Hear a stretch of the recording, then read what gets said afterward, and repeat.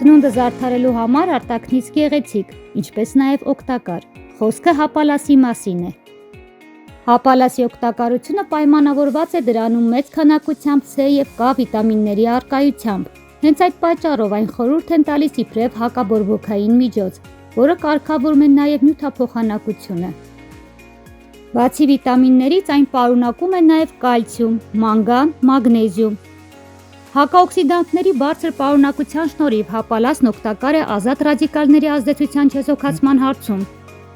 ինչպես նաև նվազեցնում է ուռուցքների, սրտի անոթների, աչքի հիվանդությունների առաջացման հավանականությունը։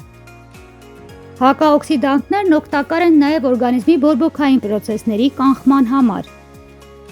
Հապալասի պարբերական օգտագործումը կարող է նպաստել արյան մեջ խոլեստերինի մակարդակի նվազեցմանը, ճնշման կարգավորմանը, կարող է կանխել շաքարային դիաբետի առաջացումը, ինչպես նաև արագացնել բջիջների վերականգնման գործընթացը։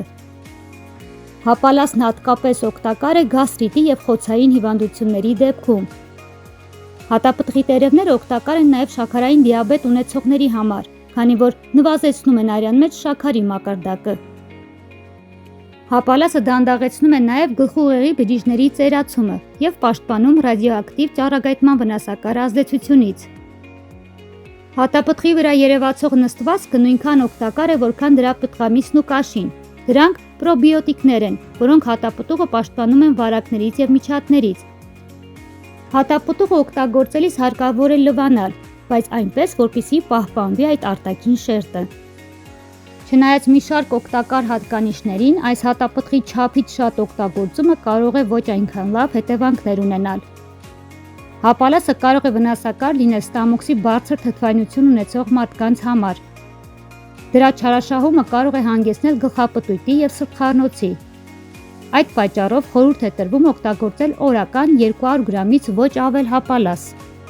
Ցանկալի չէ հապալաս օգտագործել նաև միզաքարային հիվանդությունների դեպքում։ Այս հատապտղի չարաշահումը կարող է նաև ալերգիա և փորկապություն առաջացնել։